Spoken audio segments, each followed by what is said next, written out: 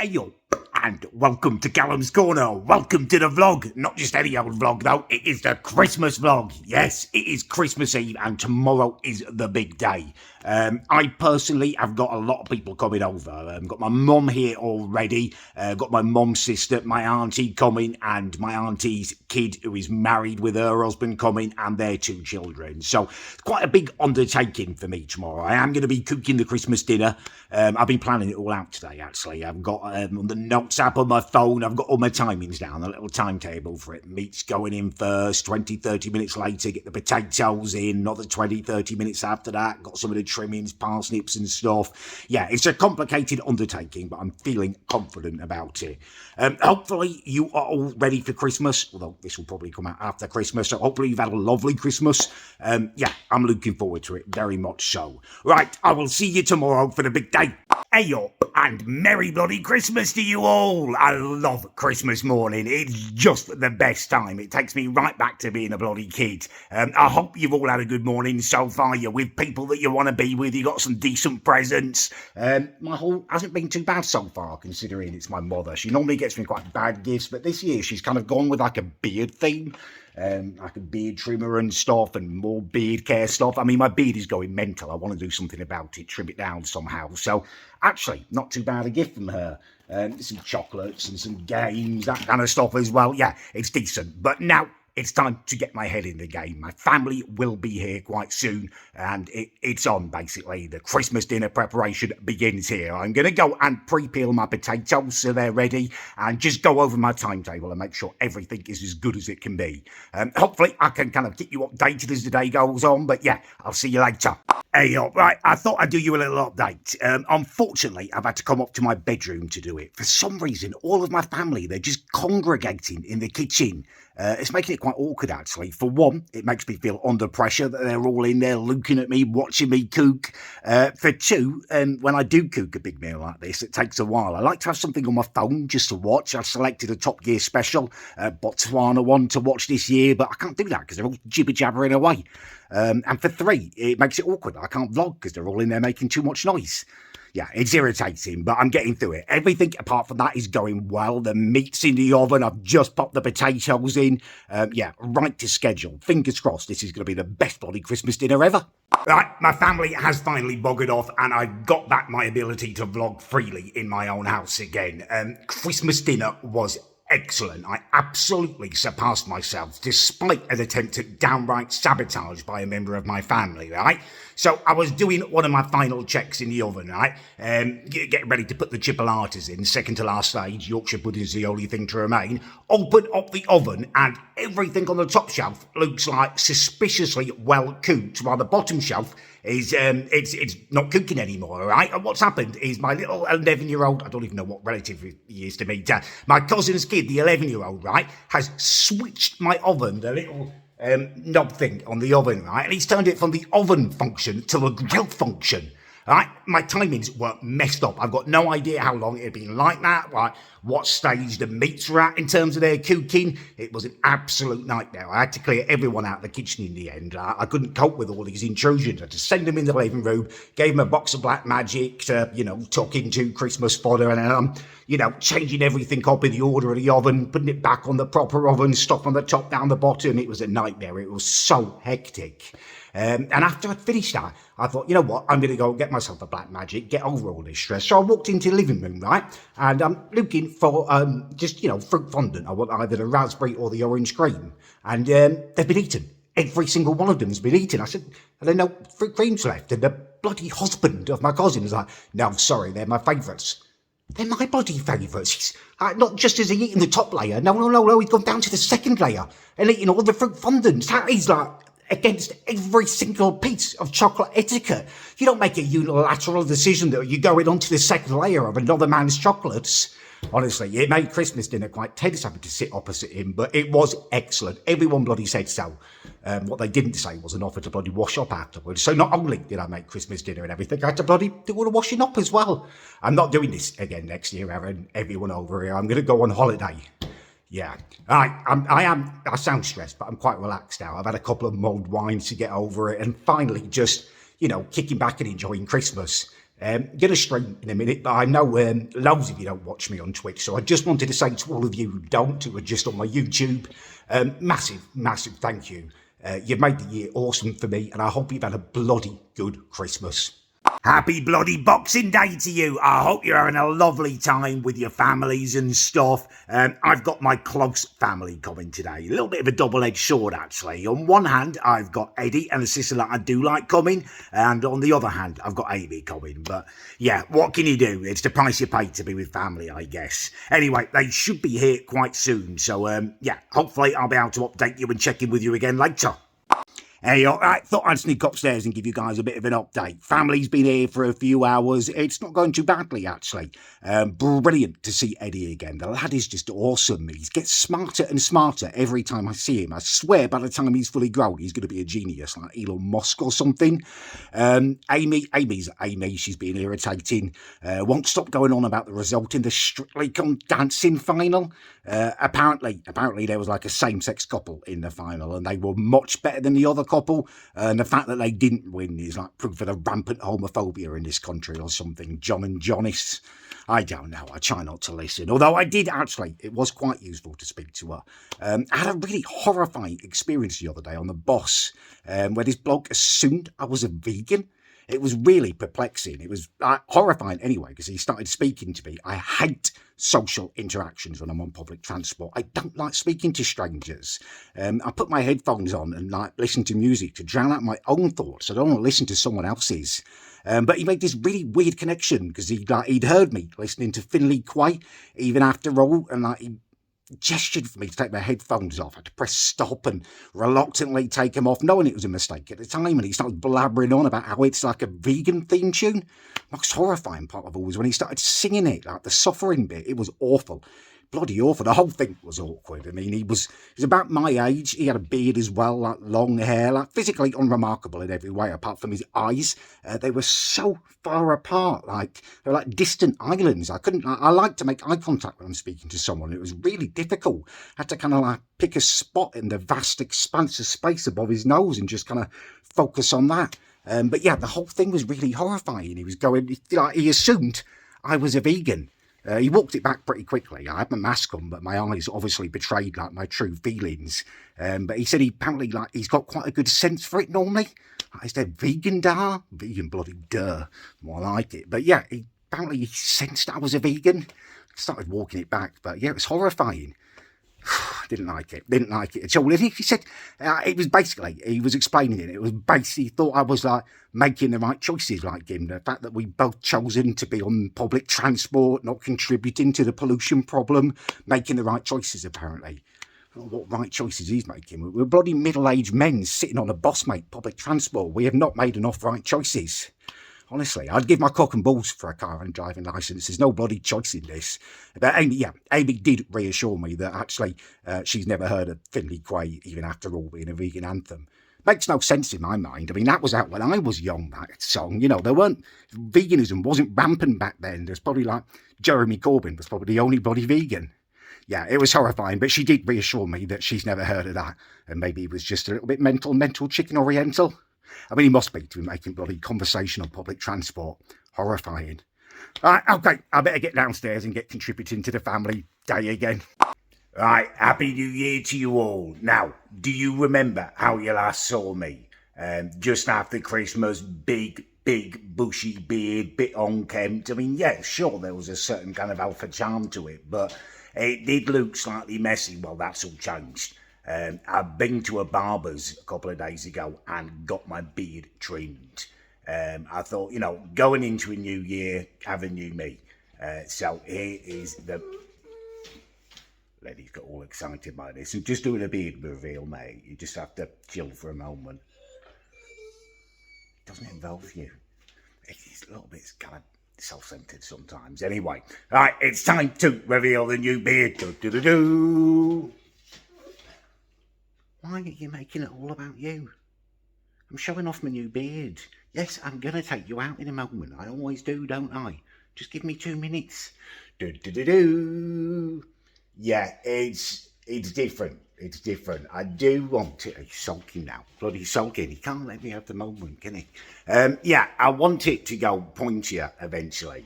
Oh, there goes the air freshener. I'm going to emulate the Keemstar beard. Like, yeah, he does look a little bit like Satan, but his beard is really, really good. So, yeah, eventually I'm going to get it down to that point. But for now, a work in progress. It's much tidier. I'm much happier with that. Right, I need to take Len out. I'll come back and see you in a bit. The pup has been walked. He's a real needy Nelly at the moment. It's because all my family's gone home again now, and he loves having like all the children round. He just loves having a fuss made of him, and he's been a little bit more needy since they went home. Yeah, so that is the beard. I mean, I don't normally like kind of concessions to image and stuff. I feel a little bit like it's like, kind of altering yourself to try and attract women. You know what I mean? I don't have a haircut for that very reason. Well, I mean, that and self-defense purposes, but, you know, like, cut my hair, make it look all nice. Like, I'm trying to attract a woman. Like, no, take me or leave me as you find me. But I've allowed it with a beard just because it was making me feel a bit, it was like going in my mouth and stuff. But I guess it is a vanity because I do want it to go more pointy. It's a small vanity though. I will allow it in myself. Small defects in character are allowable. It's, you know, it is what makes us human. Yeah, plus it's nice to feel a bit fresher for New Year. I have got a number of resolutions this year actually.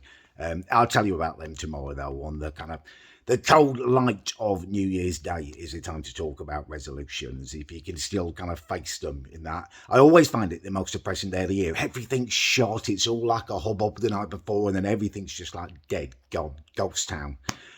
So if your resolutions still look kind of, if you can still look them in the eye and think, yeah, I'm going to take those on in that kind of cold start light on New Year's Day, then you know you're in for, you're going to do it basically. Well, you've got a good chance. So we will discuss those tomorrow. I'm going to do a little stream tonight, and then I'm going to play online poker with some of my mates to see in the new year. I hope you all have a cracking night. Keep yourselves safe, and I will see you next year. Hey up, and welcome to 2022. Yes, happy new year to you all. I hope you had a cracking night last night. I'm pretty tired. Had a great game of poker. Didn't win, but it was good fun. But yeah, here we are next year. It looks a lot like I expected, to be honest with you. Pretty miserable. New Year's Day is always miserable. It's lightly drizzling out there. It's just stark and empty New Year's Day. Always bloody is. All quiet and stuff. In fact, I was actually going to vlog this in the kitchen, but the sound of the clock ticking in there was triggering me slightly. It's always been one of my least favourite sounds. A clock ticking away kind of loudly in a silent house. I just hate that noise. It reminds me of going to my grandma's when I was really young. She didn't let the telly go on when it was daylight hours, so often the house was silent. You just hear an old-fashioned clock ticking away. I don't like it, so yeah, here I am. Yeah, I mean, it is a new year, a new me and all that. Although my resolutions aren't so much about doing new stuff this year. They're more kind of about refining myself a little bit. Last 2 years, well, 18 months, it's been weird, isn't it, for everyone, but with COVID and everything. For me personally, I about a year or two ago, no, a year and a bit ago, I actually started taking an antidepressant again. Something I'd taken after my dad died, and I felt really low at that point with the lockdowns, and at that point everyone knew my address in Bristol. It was really, really stressful and stuff. So for me, I've actually stopped taking it this year. Bit of a weird thing to talk about. I don't normally talk about it, but I think it's important that we do normalise it because it has all kinds of effects and stuff, and there's pluses and minuses to it. I was taking metazapine, and it made me really, really fat. But yeah, over the last couple of months after speaking to my doctor, only on the phone, you never get to see them anymore, but I've been reducing my dose and I'm now ready to I have come off it a couple of days ago. I mean, it serves a purpose, you know, when I was feeling really down and stressed and like the world was going mental. It did kind of make me feel better, stabilise me, I guess. But it comes, well, for me, it came at a cost as well as a massive fatness. It kind of makes me feel in like this unreal world where everything's okay, but nothing's really good, nothing's really bad. It kind of, for me, it felt like it stole my personality a bit. I was just wafting through life. So that's my New Year's resolution, to kind of find myself again. This last year has been a bit of a weird one. So, yeah, I'm really relishing the change, to be honest with you. Got loads of stuff that I never got to finish off because of COVID and because of all of this happening. My penis club, for one. Well, it's a club for people with penises.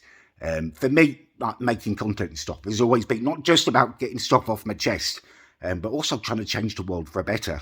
And I really want to kind of pick up that thread again this year. So I'm going to be, starting the club for people with penises. And I'm also going to try and change the world for the better again in terms of noncery. It's been a while since I did a diss track against someone who really deserved it. You know, Ian Moore deserved it.